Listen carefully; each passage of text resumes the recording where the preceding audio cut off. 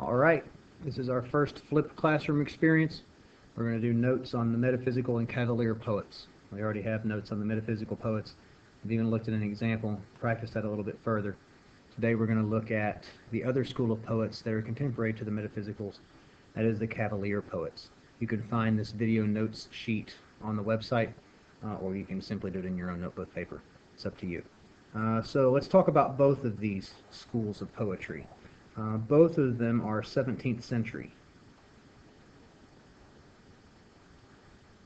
This is just post-Shakespeare. Shakespeare died in the early part of the 17th century, and this is just post Queen Elizabeth. This places them dead in the middle of the English Renaissance. We've done a little bit with this history. Post-Elizabeth, we had the Puritan controversy coming in with James, and eventually we would have Cromwell take over, and then we had the restoration of the monarchy soon thereafter. But let's talk about their characteristics. And we're going to do this by looking first at the metaphysicals as a review, and then looking at how the Cavaliers compare to them. So as we've discussed with the metaphysicals, their style was very analytical, very structured.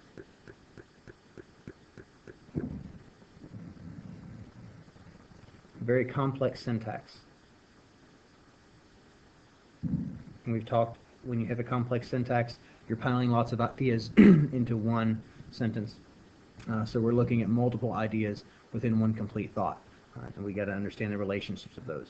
However, the Cavaliers, we have more of a smooth and elegant style, not worried so much about complexity, very uncomplicated.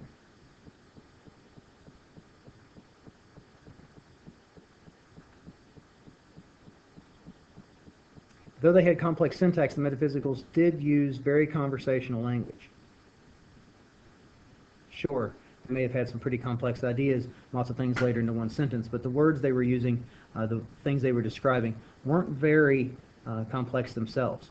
The language itself was pretty conversational. That is opposed to the very flowery, very florid language of the Cavaliers. As we've discussed, the metaphysical style was rough and bizarre, meter and rhyme. We'll see an example of that here in just a moment. And again, as opposed to the Cavaliers, with their very polished, smooth, and comfortable. Not as difficult to read, even though their language may have been a bit more florid. Along with the rough rhyme and meter, we have a bizarre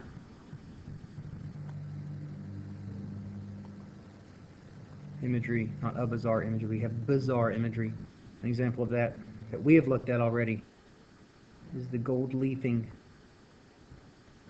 that is beaten so thin it can't be separated, and the metaphor of the compass, the imagery that surrounds that metaphor.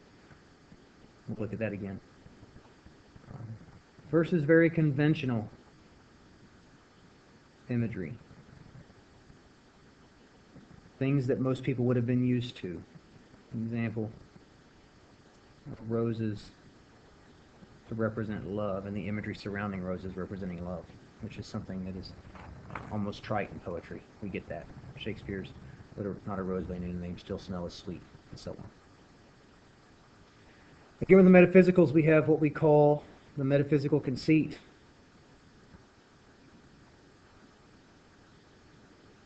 And that is I before E, except after C when you spell conceit, which we've discussed and defined as an extended metaphor that is unconventional.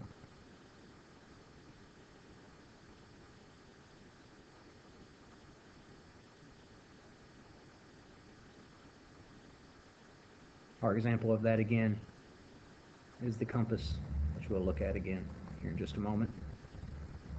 Over here with the Cavaliers, we're dealing with much more traditional metaphors, just like we're dealing with more conventional imagery.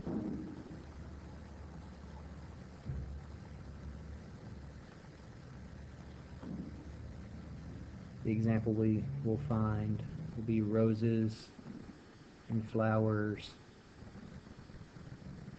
It represents love, and the sun as it represents time. So the symbols and metaphors are pretty conventional, things that even a person who's not very into poetry would recognize. Metaphysical poetry tends to take itself very seriously.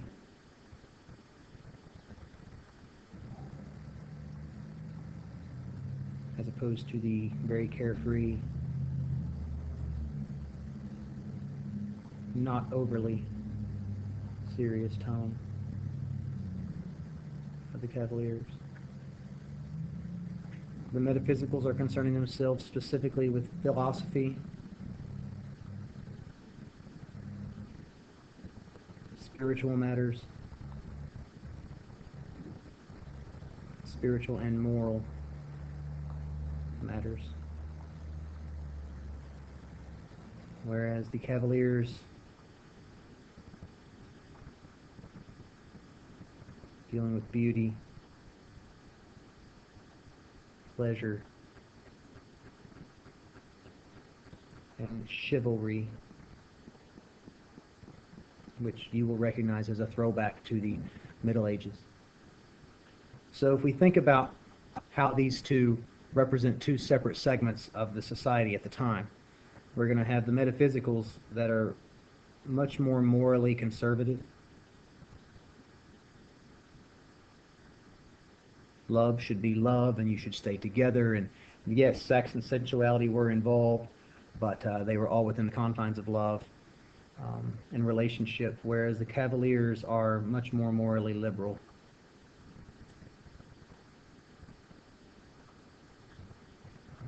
The contrast here is you will have Cavalier poets that we're going to look at that say, "Gather ye rosebuds while ye may."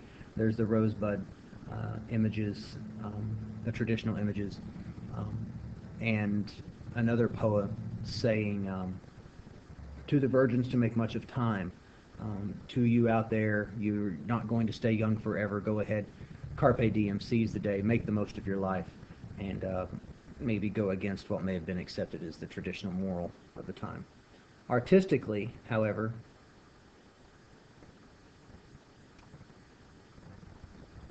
the metaphysicals are the more liberal. They're going against the conventions, which the Cavaliers adhered to.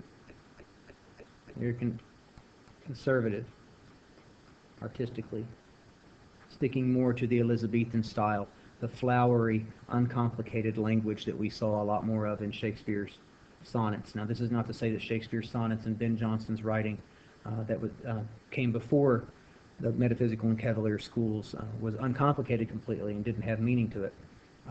But it did stick much more to the polished, smooth, and comfortable language and structure that the Cavaliers represent. So thematically,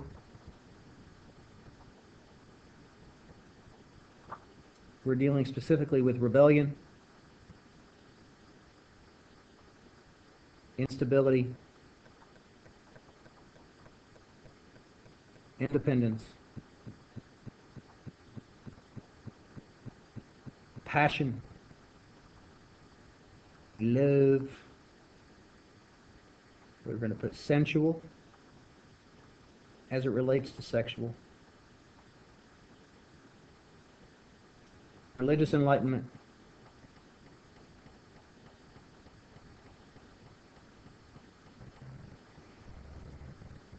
and truth of religion.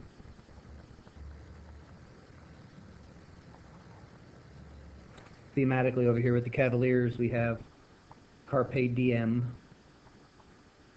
made famous by Robin Williams in the movie Dead Poets Society, meaning in Latin, seize the day.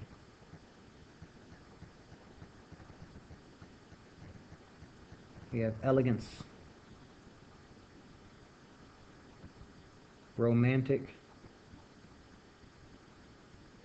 and idealized love,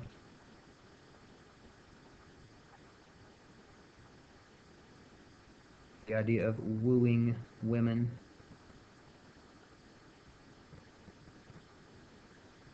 beauty, loyalty, and chivalry. So that they both existed at the same time means that they represented two completely separate schools of thought, two philosophies in the society. This is congruent with what was happening in the post-Elizabethan England as people began to struggle more and more with religious affiliations. You see the rise of the Puritans that were being very strict with certain social rules and moral rules, and you saw also a rise of a very libertarian class, a Cavalier class, if you will, that is not encouraging, but has much more loose morals, isn't as adherent to strict religious rules. So as I look at these, even though the Cavaliers are artistically conservative, and the metaphysicals seem artistically liberal, socially, I'm going to say that the metaphysicals are the more conservative, and that links directly to the moral issue, and the Cavaliers are socially liberal. And again, that links directly to morality.